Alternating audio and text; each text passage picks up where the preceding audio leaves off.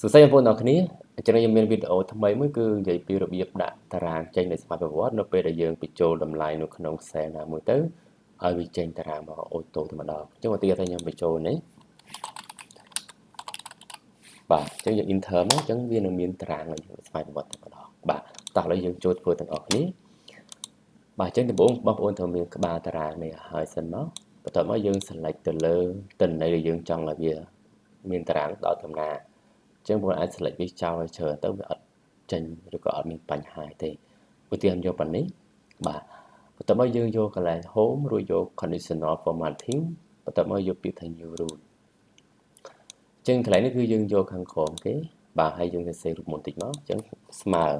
អញ្ចឹងកន្លែងនេះគឺយើងសរសេររូបមន្តតិចមកបាទតើយើងឲ្យវាចេញតារាងមកហ្នឹងអាស្រ័យទៅលើ cell មួយណាអញ្ចឹងណាអញ្ចឹងទូទៅគឺយើងប្រកាសជាបញ្ចូលឈ្មោះមុនគេអញ្ចឹងវាអាចនឹងអាស្រ័យទៅលើកឡោនឈ្មោះនេះឬក៏ cell ដំបូងគេនៃកឡោនឈ្មោះរបស់យើងចុចលើហ្នឹងមក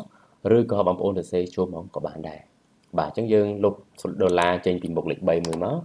ហើយដាក់សញ្ញាធំតូចនេះគឺមានន័យថាសញ្ញាខុសពីអញ្ចឹងបើវាខុសពីតទេ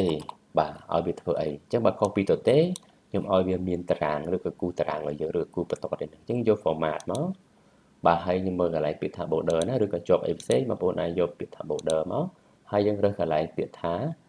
outline អញ្ចឹងជិះលើ outline នេះហើយអូខេមកបាទហើយយើងអូខេមួយទៀតអូខេតោះឥឡូវយើងសាកបញ្ចូលមកបាទ enter មកអញ្ចឹងវានឹងមានតារាងមកឲ្យយើងអូតូតែម្ដងបាទ